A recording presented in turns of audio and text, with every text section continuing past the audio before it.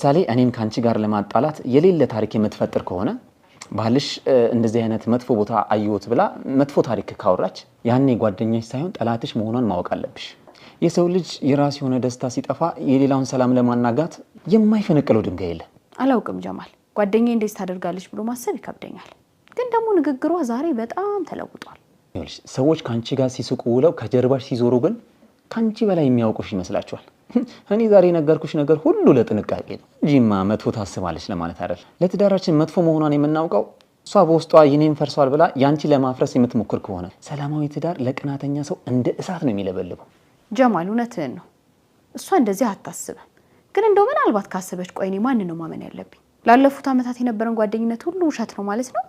ተረጋጊ ልሻሚና፣ እንደዛ አታስቢ። ጓደኝነታችሁ ውሸት ነበር ብለሽ እርግጠኛ አትሁኝ። እኔ እኮ ጓደኛሽ ክፉ ናት እያልኩኝ አይደለም። ምናልባት አሁን ያለሽበት የጭንቀት ሁኔታ ላይ ሆነሽ ይበልጥ እንዳትጨነቂ እሷ ካሰበች ይሆናል አልኩሽ እንጂ አስባለች እያልኩሽ አይደለም። ታዲያ ለምንድን ነው የምታስጨንቀኝ? እንዴ ስለማልፈልግ ነው። አንቺ እኮ አሁን በህመም ላይ ነሽ። የእሷ ድንገተኛ መለወጥና የምታወራ ወሬ እንዳይረብሽሽ ብዬ ነው። አሚኔ፣ በፍጹም በጓደኛሽ ላይ መጥፎ ነገር አታስቢ። ዛሬን በሰላም ተኚ። ነገ ደግሞ መታ ስታወራሽ እንደ ድሮ በቅንነት ስሚያት፣ እንዳትጠራጠሪ። እሺ ጀማል፣ እኔ ይኸውልሽ መጥፎውን ቀድሜ የምነግርሽ እንድትጠነቀቂ ነው እንጂማ ጓደኝነታችሁን ለማበላሸት አይደለም። እኔ ጓደኛ ካለሽ እኮ ደስ ነው የሚለኝ። በቃ አሁን ጭንቀትሽን ተይና እረፍት አድርጊ ትንሽ